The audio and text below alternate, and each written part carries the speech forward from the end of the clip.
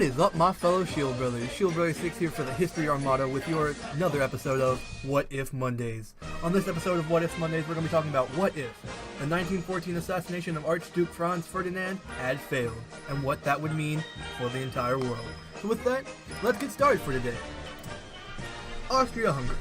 Following a deal in 1867, the empire had been split into two giant pieces, one ruled by German speakers in Vienna, and the other by the Magyar speakers in Budapest. Both groups formed large minorities in their own halves, and had to ride wave after wave of nationalist agitation and aggression.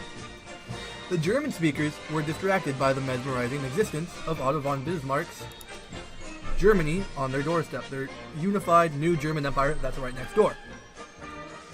It was in Vienna that both modern anti-Semitism and logical Jewish response, Theodor Herzl's Zionism, were created. The Magyar-speaking population were isolated by their own language, and rule over their half was spent in a frantic but ultimately unsuccessful attempt to Magyarize the other nationalities, a battle that was played bitterly across schools, churches, and armies. So, how to rationalize this Tower of Babel was Franz Ferdinand's great preoccupation before the war. The Habsburgs had many cards to play, and there was no sense in 1914 that their empire was reaching its end. Indeed, it was not until 1918 that the Allies decided the empire wouldn't be broken up. It was only the war's years of grinding attrition that so radicalized all the combatants that any weapon, even the unleashing of chaotic minor nationalisms, seemed worth using. There were many possibilities before 1914. One ingenious possibility was for a United States of Austria, remember this is important for later, which would have carved the empire into a series of federal language-based states, including small urban enclaves to protect, but also isolate German speakers. This could have been achieved only by the destruction of Magyar imperialism, but Franz Ferdinand at different points seemed to have seen this as a worth risk. The Archduke also toyed with universal suffrage, knowing that the threat alone would keep Magyar and German minorities in line. So 1914. Franz Ferdinand did not want war. Conrad and Berchtold were his men. Those warmongers in Austria-Hungary at the time who made the Austro-Hungarian War Party were his men. So if he had not died, that would not have come to be. Without this certainty of Austro-Hungarian involvement, the Germans would not have moved either. So by late 1914, early 1915, Moltke would force to scrap his so-called Schlieffen Plan. Belgian armed forces expansion and Russian armament programs would require him to come up with a new program, because Schlieffen's idea of fighting a two-front war by breaking it up into two one-front wars fought in sequence was no longer feasible due to the development. And after the development and delivery of the promised two British-built dreadnoughts to the Ottoman Empire, the Russian window of opportunity for provoking a general European war for getting control of the Bosporus Straits would close as well. So this said, the probability of war will decrease until at least 1917, if not 1918. By then, Franz Ferdinand would be emperor, and may have changed his mind, as the Serbian provocation will not have gone away. And a jolly war may have been considered a deal to distract them from domestic strife. So the German and Russian armament programs will have advanced considerably, including the development of further war. So perhaps a alternate time for this Great War would be 1918 or 1919 if it occurred at all, which would be a good time for an alternate Great War. Also, World War I, delayed by even 6 months, had a profound effect on the UK. So if Franz Ferdinand had not been assassinated at the exact time, and there had been nothing else to escalate the countries of Europe into war, the Irish Home Bill and the Scottish Home Rule Bill would both have been implemented, leading to what is effectively a federal UK before the World War starts. And this takes a good deal of strength out of the separatists, such as the Irish movement for independence and the Scottish movement, meaning that there would no longer be an independent Ireland in our world. In this timeline, you can see here on this map where there's the independent yet attached to the UK, Scotland, Ireland, and then also the other federal states such as Wales, Northumbria, etc., and similar states. So absent of this big war aviation, naval aviation carriers armor would also be delayed.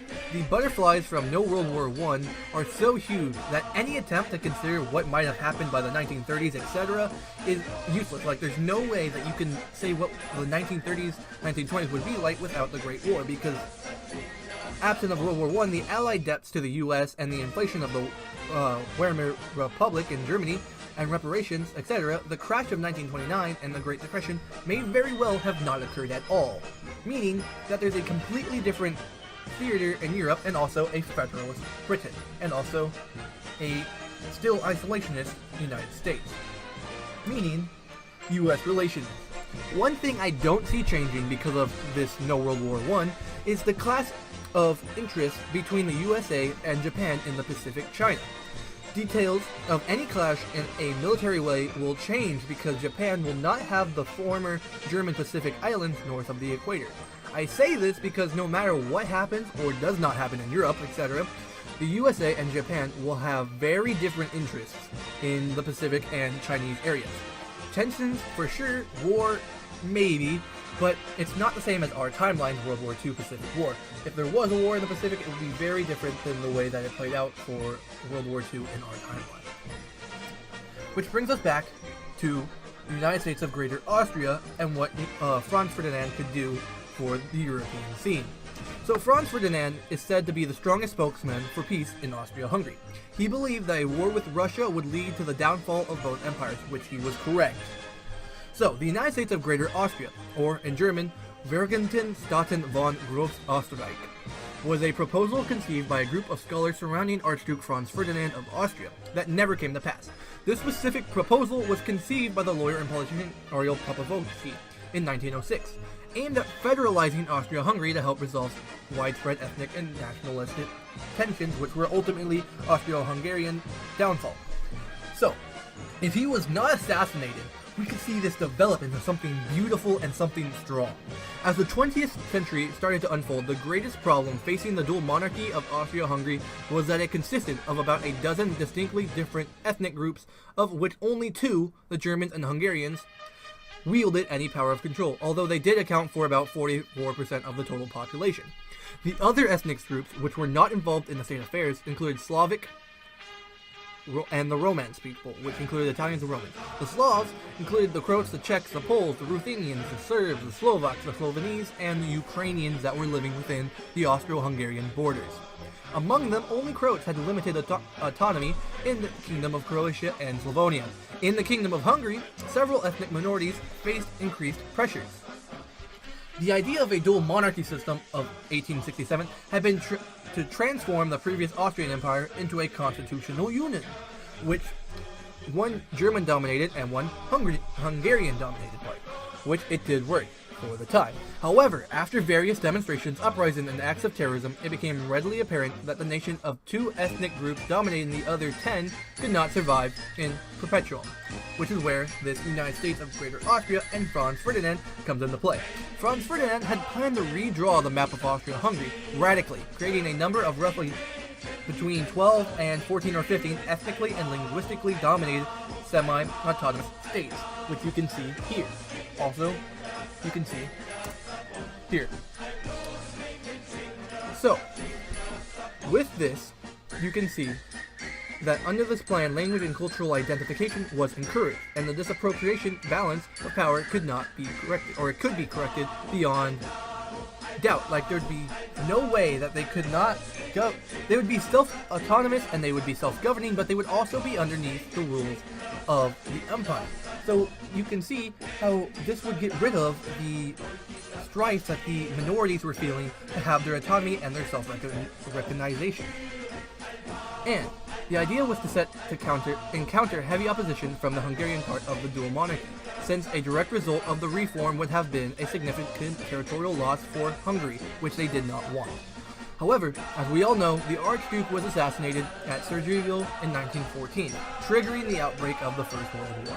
After the war, Austria-Hungary was dismantled and several new nation-states were created, and various Austro-Hungarian territories were ceded to neighboring countries by the victorious Entente powers. However, many of the new national borders drawn immediately after World War I or afterwards approximately followed the proposed borders of the various states of the proposed United States of Greater Austria.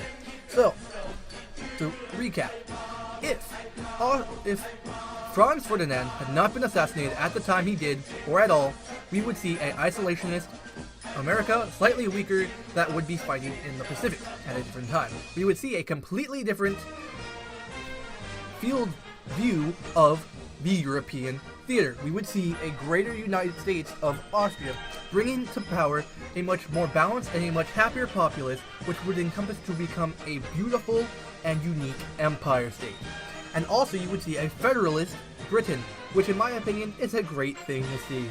So you can see how if only Franz Ferdinand had not been assassinated at that time, and what it could mean in these radical changes for our world.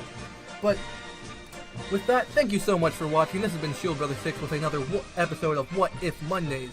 And if any time you like this, go ahead and leave me a like. If you did not, you can leave me a dislike. If you have a comment suggestion or a concern, you can leave that down for me in the comment section down below.